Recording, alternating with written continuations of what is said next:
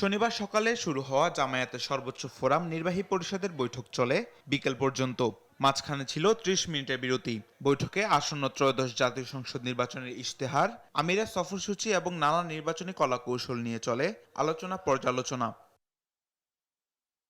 এতে গুরুত্ব পায় ইসলামী আন্দোলনের জোট ছাড়া এবং আসন সমঝোতা প্রসঙ্গেও। বৈঠক শেষে জামায়াতের সহকারী সেক্রেটারি জেনারেল এহসানুল মাহবুব জুবায়ের জানান, ফাঁকা রাখা আসনের ব্যাপারে চূড়ান্ত সিদ্ধান্ত দেবে ১০ দলের লিয়াজো কমিটি। ইসলামী আন্দোলন বাংলাদেশের জন্য সবসময় দরজা খোলা আছে বলেও মন্তব্য করেন তিনি। সবসময় বলেছি যে আমাদের দরজা সবার জন্য উন্মুক্ত,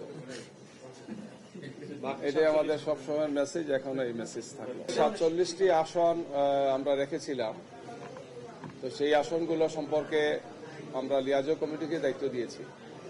লিয়াজো কমিটি যেটা আছেন তারা সেটা বিষয়ে আলোচনা করছেন এবং সেটা একটি আলোচনা করে ওনারা সিদ্ধান্তে পৌঁছার পরে আমরা আপনাদেরকে জানাবো।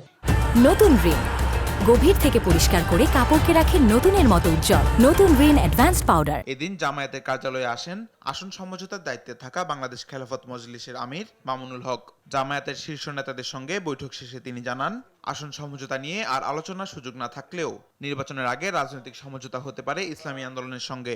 এই মুহূর্তে আমরা আর সমঝোতার তেমন কোনো আশাবাদ আর রাখছি না। বাকি আমরা এটুকু আশা রাখি যে পরবর্তীতে পথ চলতে চলতে রাজনীতিতে শেষ কথা বলতে কিছু নেই এবং নির্বাচনী বাস্তবতার সম্মুখীন হয়ে হয়তো আমাদের সকলের মধ্যে আবার নতুন করে কোনো উপলব্ধি সৃষ্টি হতে পারে।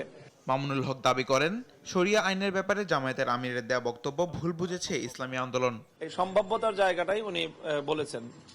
আমি মনে করি এতটুকুই, কাজেই কোনো কথার মধ্যে এখানে কন্ট্রাডিকশন আমি দেখছি না। তামিম মাহবুব, দেশ টিভি, ঢাকা।